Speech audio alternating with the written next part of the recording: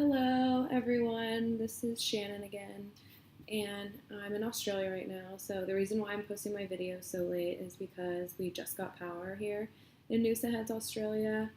We've been out of it for 3 days, so that's why I'm so late. Anyways, so for my demographic essay, I decided to write about Glamour magazine, which is a very popular fashion and beauty magazine. So, one of the things I talked about was that I kind of made like a little bit of some judgments about the magazine before I opened it because I'm not really a magazine person, but I have to say there were a few things that kind of met my expectations as well as some things I was surprised about. For one, I was surprised that a lot of the ads were not as like sexualized as I thought they would be. There were a lot that were promoting body positivity, and not all of the models were your typical blue-eyed blonde hair girls. There were a lot of African American women, Asian women, just women that, I guess don't fit like the stereotype of what you think an ad would be. Another thing I was impressed about was that there were like a few concrete articles. One of them was actually Barack Obama and his opinion on feminism, which is really cool.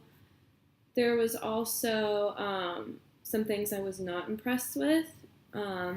I guess some of the ads that I kind of expected. Some were super sexualized and just kind of, I guess, what Glamour wanted women to think they need to look like.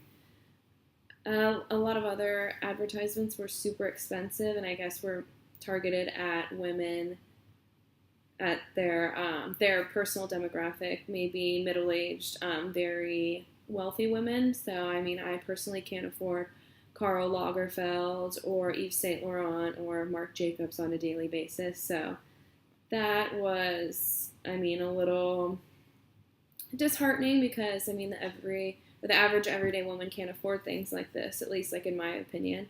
And one of the things I wanted to talk about was there was this page that was called like Shop the Trends.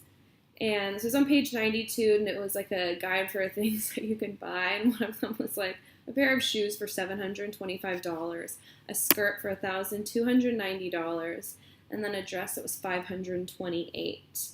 There were just a lot of high-end brands that were advertised, and even though I do understand that the magazine is targeted at women that are, somewhat middle-aged and wealthy, that everyday, like, average woman does read this magazine, so I guess those are just the pages that you kind of have to flip through. So Glamour is produced by Condé Nast. It's a premier media company, and there's about 20 other magazines that they produce, including Vogue and GQ, which I mentioned in my essay. And there's like over 100 million consumers that this magazine caters to.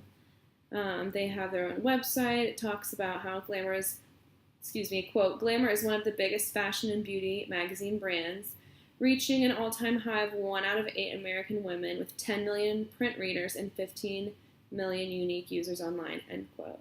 So I was kind of happy that I chose this magazine rather than Cosmopolitan, which is like your probably the most popular women's fashion magazine, aside from Vogue, which is kind of like just fashion. So yeah, that's it.